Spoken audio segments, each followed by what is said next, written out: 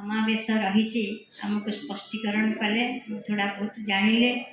भाईंकर बहुत क्वालिफिकेशन सी तो ये कहवा कथा तो ये मोर मन रखनी बड़ एजुकेशन भी बाकी आज आमर भाई जो कहले जे सका उठा कथा आमर वर्तमान समय जो प्रजापिता ब्रह्मा जहाँ ना आमर ईश्वरीय विश्वविद्यालय अनुष्ठान होकर ये जनवरी मास 18 तारीख एक महाप्रयाण दिवस 1969 मसीहा जनवरी 18 तारीख रे परमात्मा पितांकर डायरेक्शन बा नीति आदर्श जहाँ शिखे सबकि कैप्चर करते ये पार्थिव शरीर भितर रहा किसी आवश्यकता नाला तेणु वर्तमान से पार्थिव शरीर न थी अपार्थिव दुनिया भितर रही से भी सूक्ष्म शरीर द्वारा फरिश्ता शरीर द्वारा सेवा कर महाप्रयाण दिवस उपलक्षे आमर डिसेम्बर 18 तारीख रु हाराहारी तपस्यार मास आमर जनवरी 31 तारीख पर्यंत खास एक मेडिटेशन रखा जाए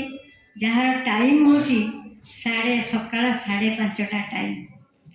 आमर माँ मैंने 5:30 समय किए बड़ मंगला सान मंगला आउ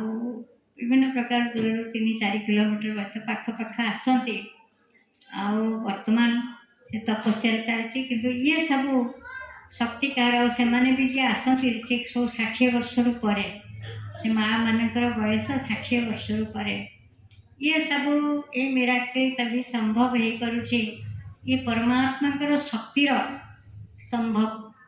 तेणु जिते जिते आम परमात्मा पिता सहित जोड़ी हवा तेणु से कौन सी प्रकार किसी